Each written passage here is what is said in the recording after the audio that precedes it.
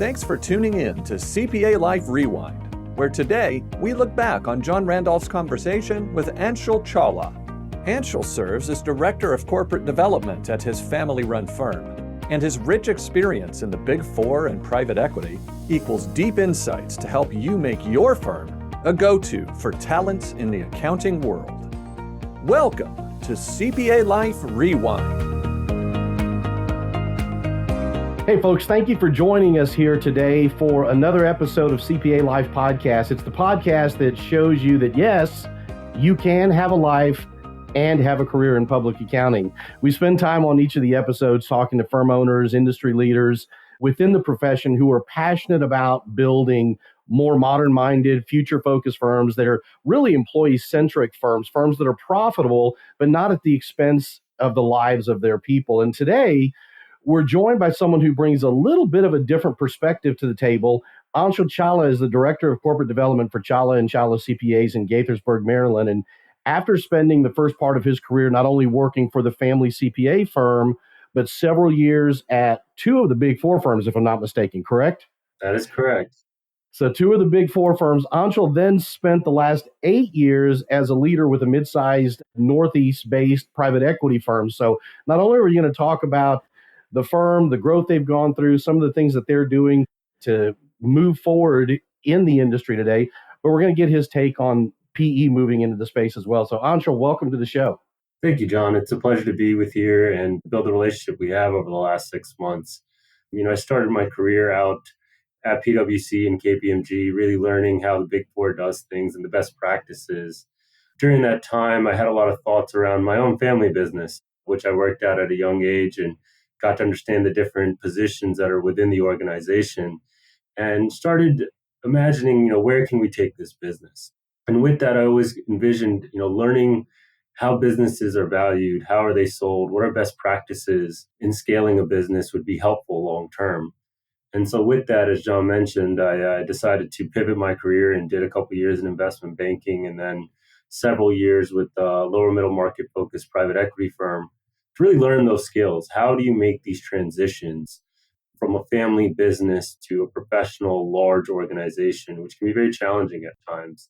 And during that time, the investments into the CPA space started to increase. And I thought it was a good time to come back and try to bring those skill sets that I learned in private equity back to my family business. And we've been working on it the last 6 months and really trying to implement a lot of change to bring our firm up to the modern day age.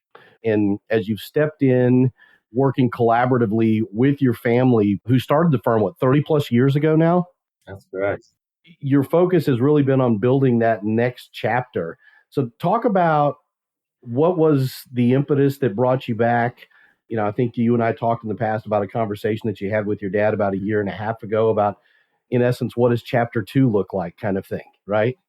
Yeah. And we started the firm in our basement and, run, again, very much like a family business, just day to day blocking and tackling, appreciative of every new piece of business we got, not really always sure about where we're going. And fortunately, we were able to build a great business. We have 40 employees. We have an office in India that we've established now. But to get to the next level, there needs to be more structure. There needs to be more thought process around how, why, what, where, when. And so we spent a lot of time talking about where do we want to go? Who do we want to be? What markets do we want to serve? And why does that fit us? And so with that, we've spent a lot of time in one of the most challenging areas in CPA firms right now, which is hiring and retaining talent. If we look at most CPA firms in the market right now, I think the average turnover is anywhere from 20 to 30%. Mm-hmm.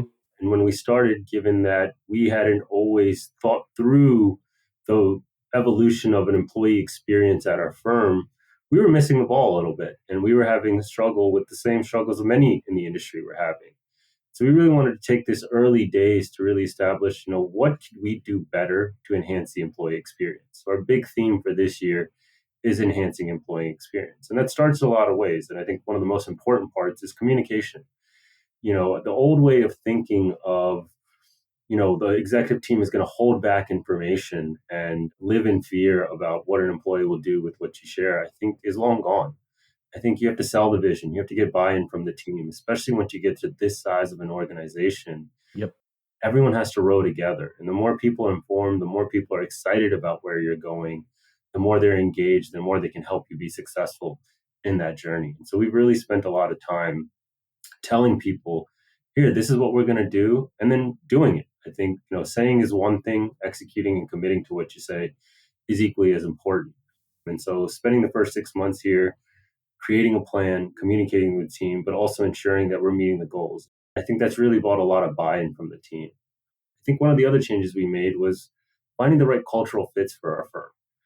What we realized, not everyone is the right fit, but there is a huge talent pool that is.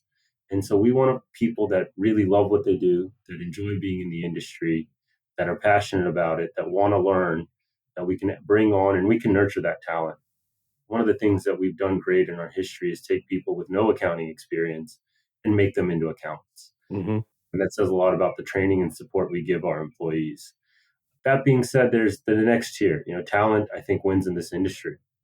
And so we spent a lot of time bringing in younger talent and setting them up for success. And that is by creating training manuals, creating onboarding manuals, creating videos that show them how to do things. So those first 30 days of their experience is a smooth experience. And that's really gone a long way for us in helping us retain employees. And one of the KPIs I'm most proud of most recently is typically after every tax season, you end up losing a few people. Mm-hmm. This year, given some of the changes we made, we haven't lost one employee. And our employee satisfaction overall is up by 20 or 30%, which speaks volumes to some of the little things we've done, even a short period of time. Yeah, I think that you hit on something that for so many years, people have run their business, let's just feed them as little as we have to. Let's just give people the basic data for what they need. Based on the conversations that I had with people when I came there and met with your team and met with you and met with your dad and your mom, it was really interesting to me that the people that had been there the longest, when I talked to them about what kept them there, what attracted them, what kept them, why did they stay, they all had the same answer. And it was Arun Chawla, your dad, which told me a lot about the respect that they have for leadership, the desire that they have to want to perform for leadership. And you've got a team that is very seasoned. It's not a large team of 1 to 2 year people. I mean, obviously, there's a lot of younger people in the firm because the firm's grown, but there's a good core people that have been there for 8, 10, 15 plus years. And when we started talking to them about why they felt people had left recently, it was always interesting to me that I heard a similar answer, and that was because those people that left, they don't know Arun Chawla, which again, talked to me, and we dug into that with some of your employees, and what they talked about was the fact that he was always honest, candid, forthright, straightforward. And it seems like sometimes as business grows, we get running 100 miles an hour and we forget those things. And you stepping back in, I think, has created that bridge to make sure that that stays top of mind with leadership. 100%. And I think it's all about connecting, right? As time goes on, you do end up having some generational gaps, right? And you have to fill in those gaps. And I think one of the things that we're really focused on is taking our mid-tier people who have 10, 15, 20 years of experience, and highlighting them and getting them continue to get more engaged in the management of the business, the management of the employees, and using that as a way to connect also with the younger employees. And also finding time to reorganize our business, our schedules, so we can make time for employees. I think employees want to feel heard. They want to feel engaged. They want to have a voice. And a lot of these young, talented people, and even people with 10 or 15 experience, have great ideas. And they want to make sure that they have a platform to speak. And so I think making that time and having an avenue for that communication to happen and reach the executive level, and then circling back with them and showing action, has been extremely powerful for us. Yep. I think that's really important. And one of the things that we like to really do is support our employees. One day we're immigrants that came to this country. We didn't have a lot. We realized how hard it is to establish yourself in this country. And we want to help our employees establish themselves as we did. And so we do a lot of things around helping people buy cars or homes, or creating programs so they can be, hopefully as successful as we've been in our careers and financially as well.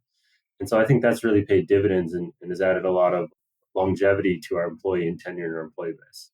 I think that those are things that people hear about, people hear those things talked about potentially, but And I was even kind of the same way. You and I had talked about some of those things before I came to Maryland and met with your team. And then I sat and talked with your team and heard story after story firsthand from people that had talked about those types of things that the firm had done for them in a desire to make sure that their family was taken care of, to make sure that they had transportation, to make sure that they could focus on the things in their career that they needed to focus on and not get distracted by a lot of the fluff that's going on, around us. When we talk about talent acquisition, talent retention, there's so many things that are intangible. You could argue that experience is tangible, intangible, whatever the case may be, but I think that we can agree that 3 or 4 or 5 years at firm ABC may not be the exact same as 3 or 4 or 5 years at firm XYZ.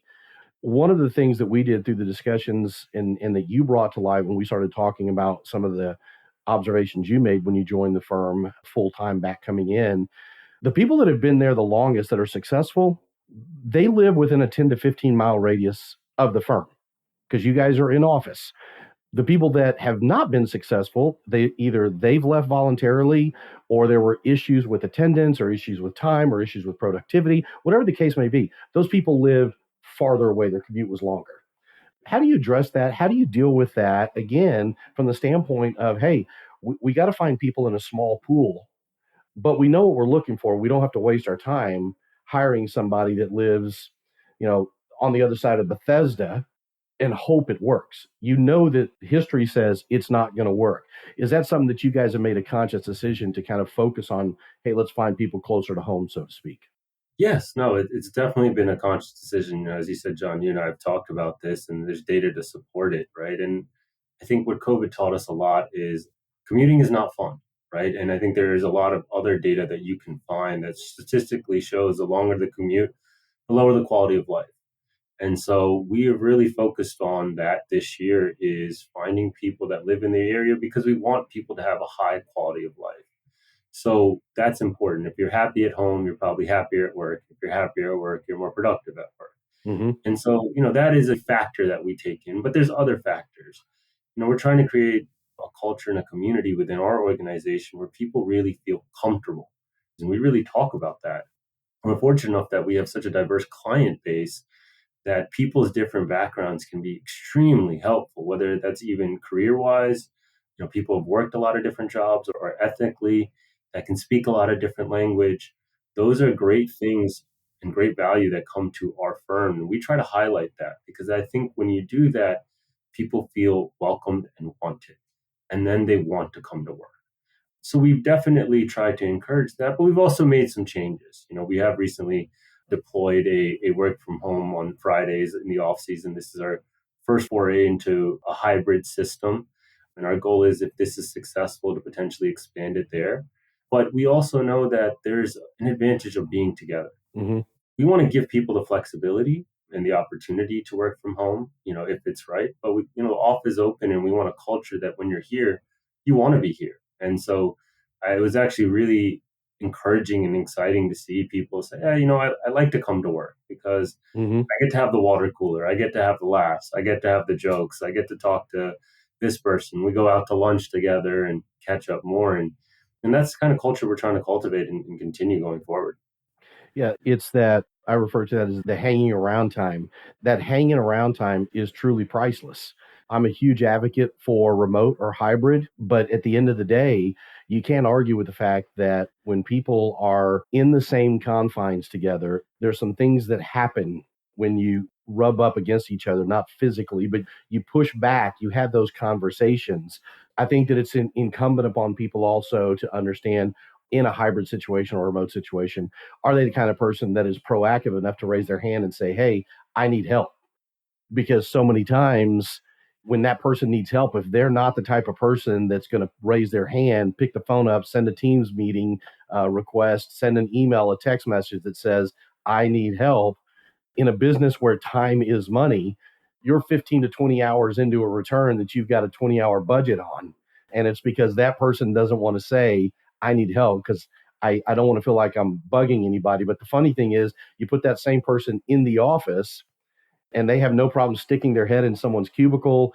They pass in the hallway and say, hey, while you're up, I have a question. Those magic moments don't happen because I don't know about you, but I always tell my staff, I'm not going to show up at your door at 9 o'clock in the morning every day to say, hey, how's your day going? No, it's so funny you say that, John. And I'd say, many of the recent hires we've talked to that have a couple years of experience that, dealt with COVID or started their career in COVID, they actually like the fact that there is some in-office culture here, and there's actually strong in-office culture here because that was one of the issues they faced when they started their career is, hey, I'm starting off, I'm not sure, but no one's available to ask. Mm-hmm. And one of the beautiful things I think we do here, and I have to give credit to a lot of our team and our managers and our senior managers, they will go around and make sure multiple times during the busy season, they'll ask you, are you stuck on anything? Are you having trouble? Can I walk you through anything? They'll make sure that they come to you as much as you're coming to them to keep things flowing, to keep things helpful, to keep the stress down. Because one of the analogies I make in our office often is that we have three tanks. We have a physical tank, we have an emotional tank, and we have a mental tank. And when you're stuck and you're spinning your wheels and you feel unproductive and the work is piling up, it's draining your emotional and mental battery. Mm-hmm. And once one of those goes, you can't produce nearly at what you could otherwise. Right. And so if I can save that energy and I can help you use that energy either to take it home to your family that probably needs it as well, or to use it on a client that some days can be difficult, or allows you to have the patience to deal with them, because that is a big part of our job. I've not only made you more successful, I've made the firm more successful.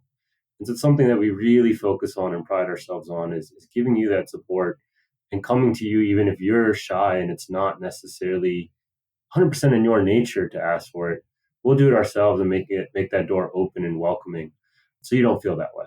Yeah, I think that was one of the biggest pieces of feedback that we got when we did, the postseason survey of employees. That really was one of the biggest shining spots that I saw looking through the data was that leadership, whether it was their direct report, whether it was a senior they were working on something on, their manager or you, somebody was always there to answer a question, to help them out. They never felt like they were on an island by themselves. And I think that is something that is significant, especially in a firm that's growing like you guys are, running 100 miles an hour, that there is a focus on making sure those people get the tools they need to succeed.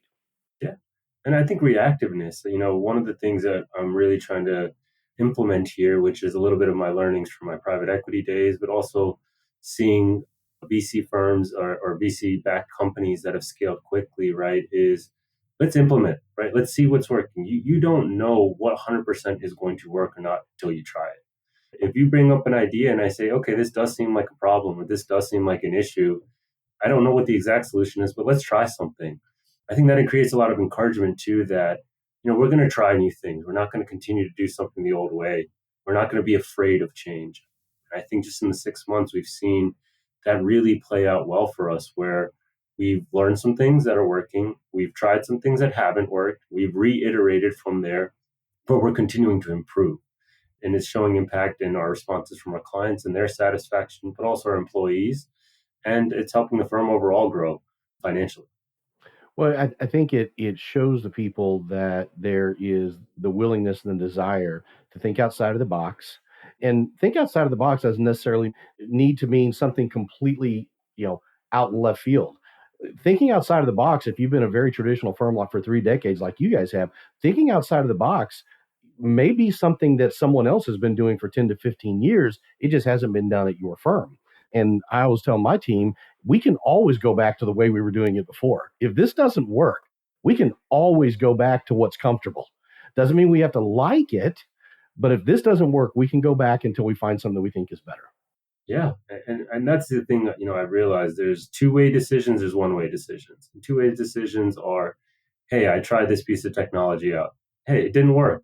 Okay, we'll get rid of it and try a new one, right? It's easy to reverse and go back. And there's one-way decisions of, sometimes hiring someone in a really high executive position or, making an acquisition or selling a business or bringing on an investor. But once those decisions are made, it's hard to go back. Mm-hmm. And so you want to be really thoughtful with those one-way decisions. On the two-way decisions, make sure you collect enough information, but move forward, try. And I think that iterative process that we've implemented, that continuous improvement mindset that we're deploying here, has served us well. A lot of people have a lot of wonderful ideas up and down the organization. I've gotten some great ideas from my admin team, from my payroll team, from staff to my senior team. And so everyone has thoughts, and especially for the executive team, it's really important for us. There's at times when we're too far removed from the day-to-day process of something.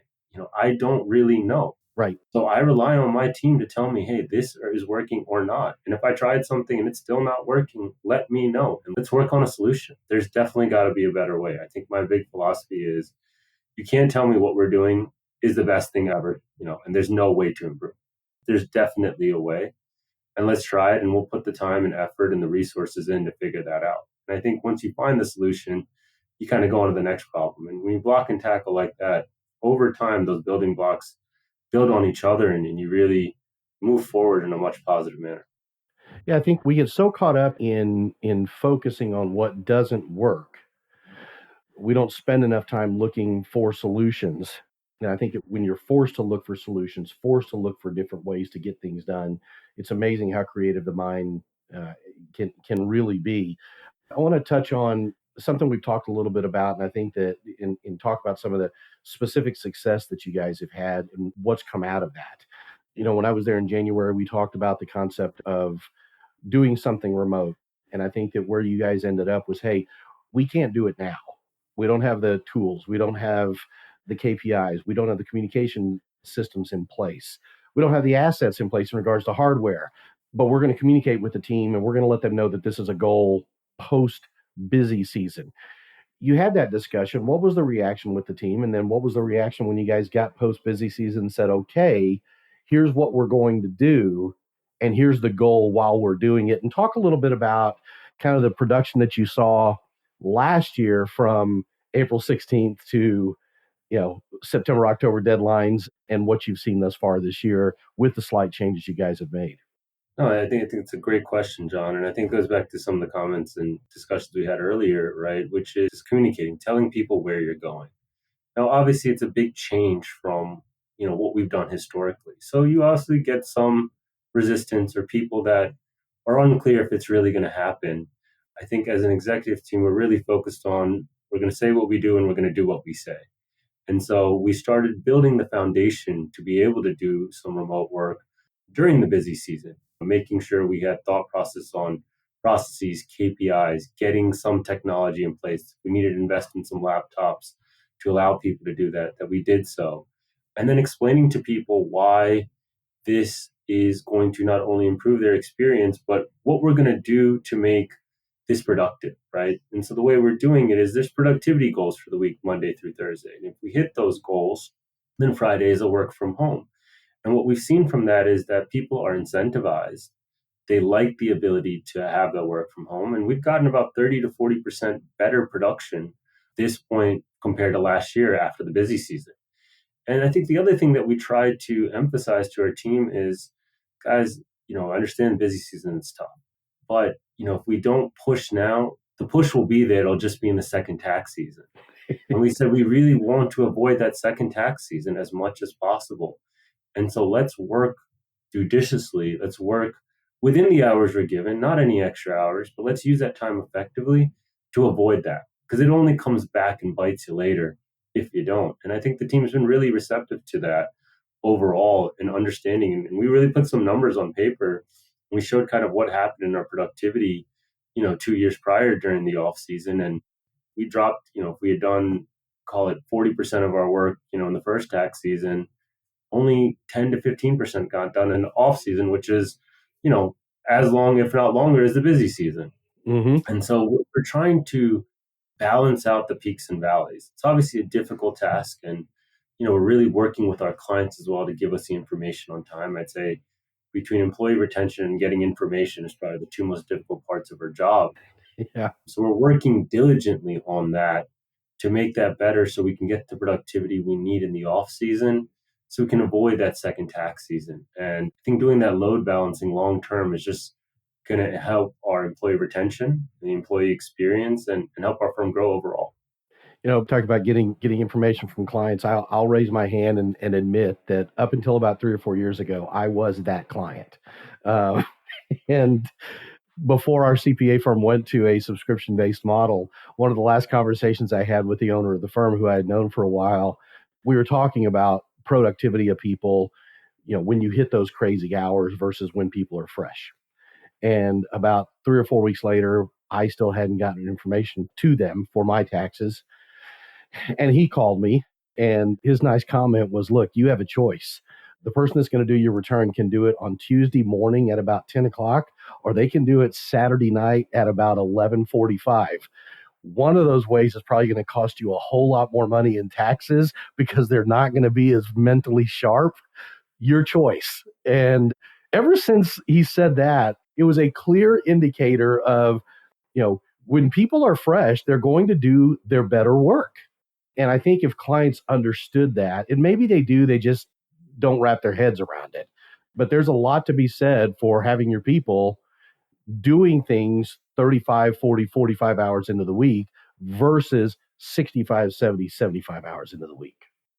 I totally agree. And it's so interesting you bring that up because it's one of the biggest things we're focusing on and having our senior team and our executive team do is that, let's see what the productivity numbers are, right? One, I think by sharing those KPIs with the team, what you realize is your team is also as driven as you are in many ways. And some days they don't realize, right? If you don't give them the visibility to see what's happening, they don't even always know what's going. But once they say, oh, productivity is falling off by this much, all right, you know what? Let me drive forward. That doesn't feel good. They have as much pride in their work and wanting to be productive and drive value as you do. So I think that's gone a long way.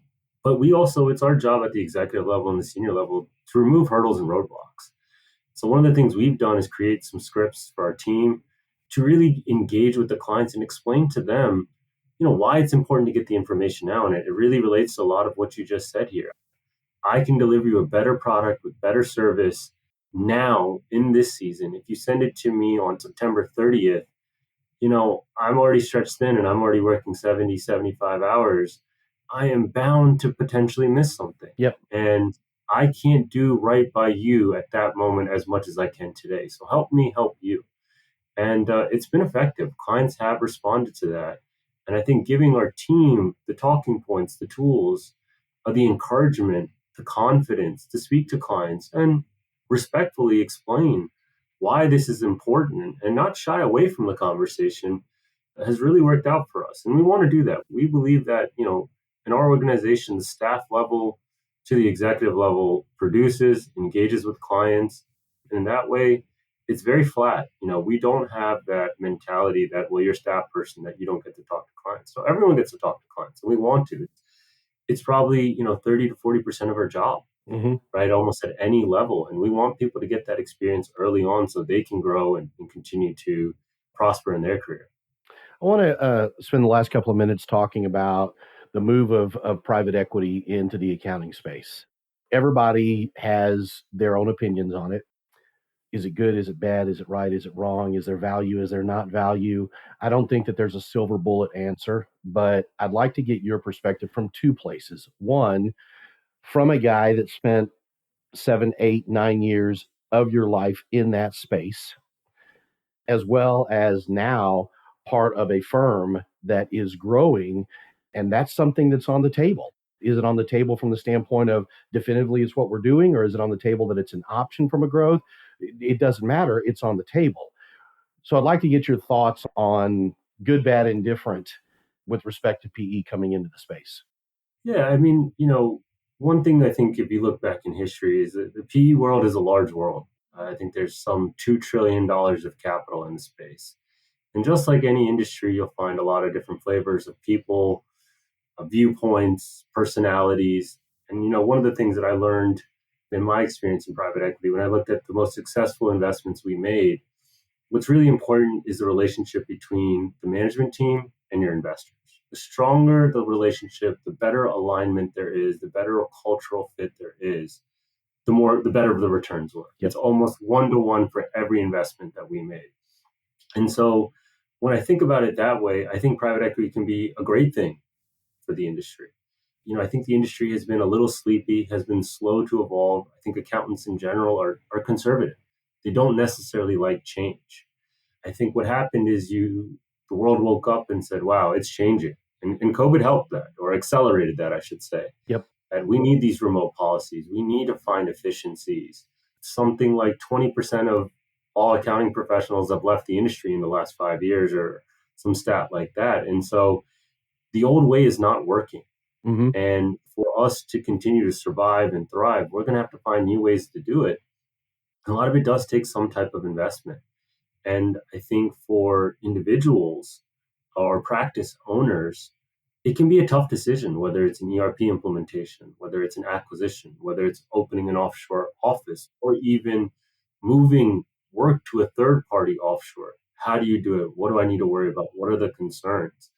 I think bringing a good partner in that can provide guidance, balance, perspective, give you resources and thoughts on how to do that well, and give you a sounding board, right? I think a lot of these practice owners are also, it's maybe one or two partners. I'd say, I think, what is it, 70% of all CPA firms are solo practitioners or two partner practitioners. Yep. And there, you don't necessarily have the guidance or feedback you need to make the smartest decisions. So I think bringing in that partner can be really valuable because it can give you the eyes and ears and the resources you need to make smart decisions. But you have to be careful. One of the things that we're really thoughtful about as we continue to evolve is maintaining our culture. How do we professionalize our business, do things better without losing who we are and what got us here? Mm-hmm. And therefore, we try to maintain certain events, maintain certain policies that other firms or private equity owned backed businesses may not want to invest in because the potential ROI on paper is not there. But we see it not just from a numerical standpoint, we also see it from a qualitative standpoint. There's some things you just can't quantify. Right. But you know it, you see it, you feel it, you hear it, it shows. And so we very much believe in that. And so, for me, I think private equity in the space can really help accelerate. The competition is getting hard, the investments are big, finding the right tools and solution is a journey. And having that sounding partner and that capital partner can really accelerate your growth and help you help make some mistakes. Yeah, it's one of those things that, again, it's a double-edged sword.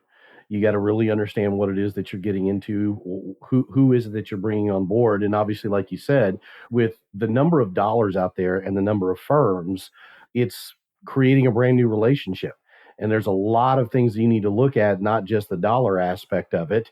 Like you said, it's got to be somebody that aligns with who you are from a people perspective, a values perspective, a culture perspective, and not get too enamored with the dollar aspect of it. Because if it's not right, it's one of those one-way decisions like you were talking about, correct? Yeah, totally. And what I say to everyone is, people get enamored with the number on the paper, right? And while yes, there's value, most of these times in these types of CPA acquisitions, you're going to have to maintain some equity in the business. This is your first institutional investor coming in. So you'll get another bite at the apple, and that second bite of the apple is the terminology is typically used in the industry, can be as lucrative, if not more lucrative, than the first one, if you find the right partner and there's that right alignment. Otherwise, it can be really tough. And so I think being thoughtful about that, and that sometimes maybe taking a little bit less to have the right partner, can be the better long-term financial decision than just going after the highest bidder the first time out. Yep. Some of those decisions can have drastic consequences if there's not really good alignment with those things. Yeah, I know that, again, we've talked about, hey, what does the next chapter look like? And you guys have looked at or still looking at considering, hey, what does that look like? Is it private equity? Is it a little bit of M&A activity on our side without private equity in the space? If you guys did look at other firms, I mean, do you take those same things into account when you're potentially looking at an acquisition? Yeah, I mean, I think one of the most important things, and I keep repeating myself, and it's culture, right? And culture is such a fluffy word, but what it really means is, do we think alike to a degree? Do we have the same values? Do we treat our clients in a similar manner? Do we want to treat our employees in a similar manner? Even the small things, a fully remote firm versus a fully in-office firm, there's a difference in culture there and thought process. And what makes acquisitions typically most impactful is the alignment it can create over time. But if you're so far apart that it's impossible to get to alignment, then it may not always make the most sense. And so for us, I think, right now we're really focused on building our infrastructure in our processes and building the right team and the right setup. We're working and focusing on that over the next year or two. And then No, I think we'll be opportunistic with the opportunities that come. There's certain subsectors and verticals that we have a presence in where if we can find some specialty that could add a lot of value for us, that could help differentiate our services to our clients and really help them solve some of the problems they're facing. So we look at that. We look at continuing to expand the talent pool. Hmm. Again, talent wins in this industry. And so we look at it from that angle and we'd be strategic. But one of the things that is really important to me and my parents and the senior people in this organization is maintaining who we are.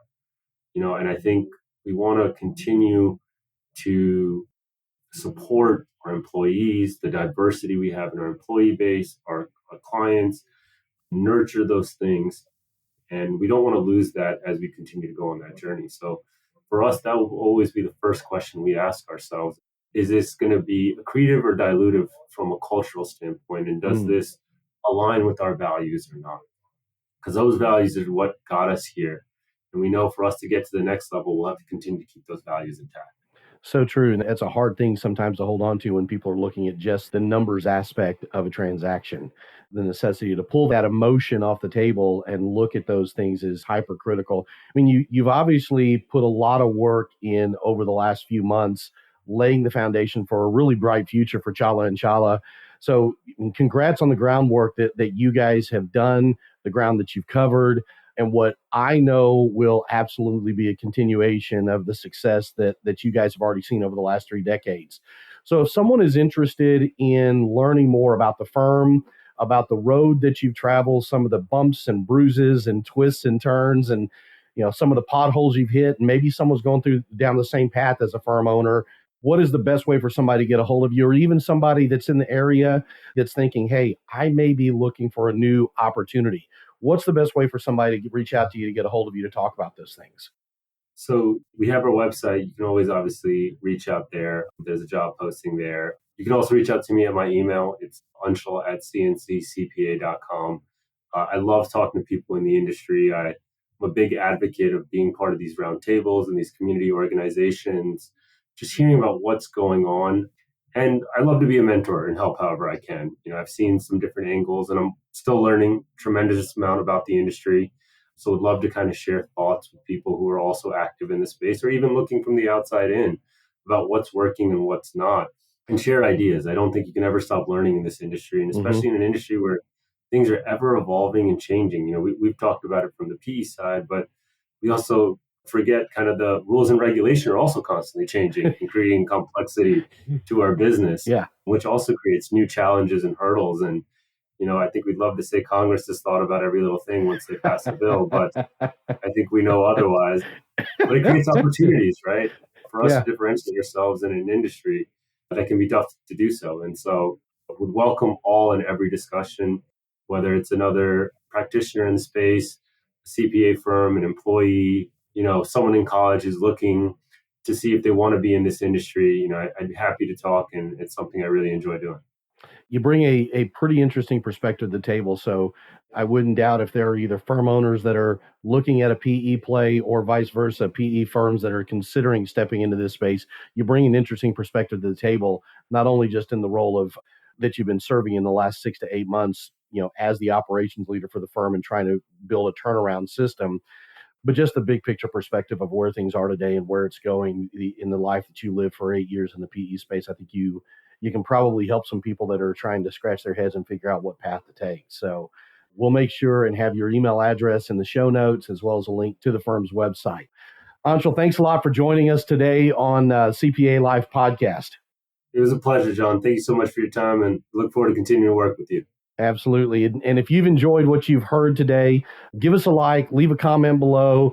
And if you don't want to miss any of the future episodes and great conversations that we have scheduled on the calendar over the next few weeks and months, subscribe to the podcast on your favorite platform. We look forward to sharing more insights about CPA Life with you in the near future. Until then, have a great day. We hope you enjoyed today's episode. Be sure to subscribe on your favorite podcasting app, leave a 5-star rating, and visit our website for links and show notes at cpalifepodcast.com. We'll see you next time on CPA Life.